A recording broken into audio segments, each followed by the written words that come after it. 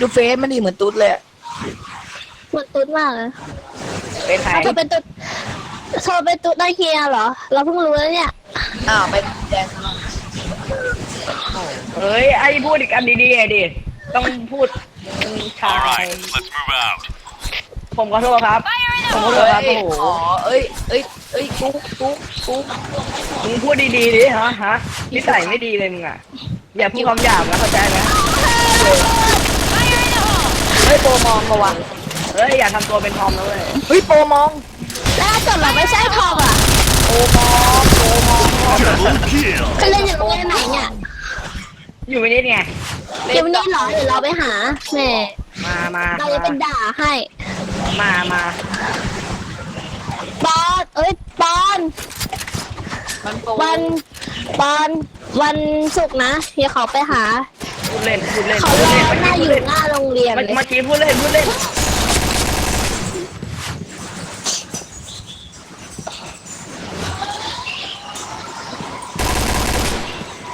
ุ๊กอย่าไปมุมกุ๊กอย่าไปมุม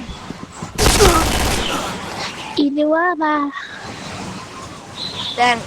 ถ่า ถ่าย ยยา All right, let's move out. ปากเสียวอ่ะตบปากแม่งเลย เฮ้ยไอ้สามบังด่าแกอะทอมไม่ใช่ทอมผู้ผิดถามผิดมันด่าว่าคน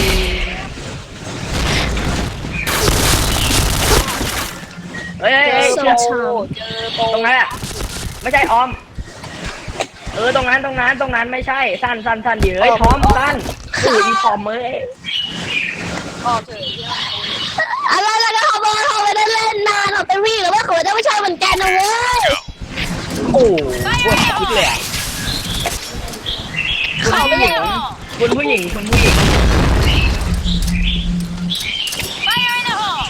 เฮ้ยอย่าด่ากันดิเฮ้ย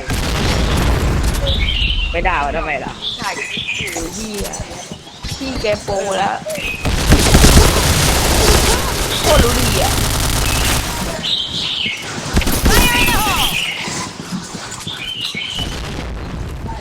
เฮ้ยใจเย็นดิ นิ่ง เฮ้ยทอมอย่า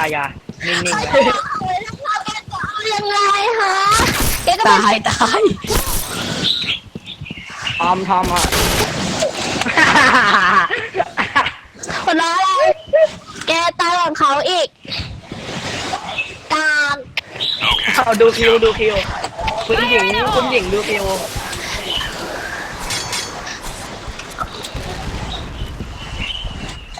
แต่ว่ามันว่าฟุกเว้ยมันว่าสำหรับชื่อว่าฟุกเว้ยแก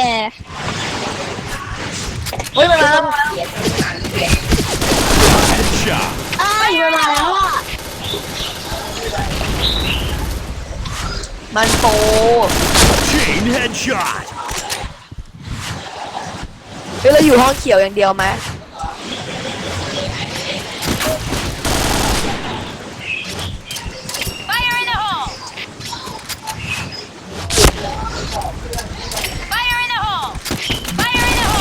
Triple kill.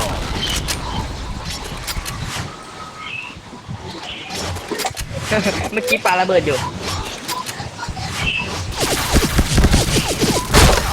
อะไรเนี่ย โอ้แม่งยิงโคตรไวอ่ะ วาย ขอโทษครับผมขอโทษครับ ผมขอโทษครับ ตามข้ามมาหมด Let's go. ปุ๊บอยู่นี่ปูนมานี่ปูน เออ ไป พอไปยืนที่เดิม ดอกนี่นี่ ปูนไฟอ่ะที่มึงอยู่กับกู ไว้ดิหน้า มาแล้วก็ เฮ้ยหน้าดูก็มันบังกูอ่ะ ฟุกอ่ะ บังกูอ่ะ ดูแล้ว มันบังกูอ่ะเมื่อกี้ ก็มันปลาระเบิดมาข้างหลังแกอย่ามามั่วฟุก โอ้โหอะไรวะ All right, let's แล้ว move ใคร out. บอกชื่อกูเนี่ยจะไปบอกมันทำไม แล้วมีใครบอกเหรอเขาได้ยินว่ะ ว่ะ โอ้ แล้วอย่าชื่อกูเลย ทำไมเรียกอีเป็ดก็ได้ ข้างหัวเลยกระติดเอ้ยมาส้มหลังนี้เลยหลังแท่นส้มไว้เอ้ยทอ ถ้าม เกิดไม่สู้มา ทอมตุ้มเฮ้ยทอมตุ้มดิ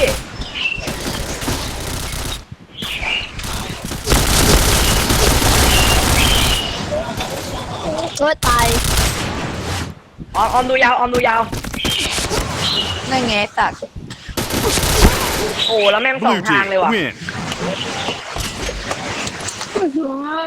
เอซับดิเซโก เฮ้ยได้มีดทองว่ะเจ๋ง เฮ้ยทำไมมันไม่เห็นมีของขวัญเลยวะปอน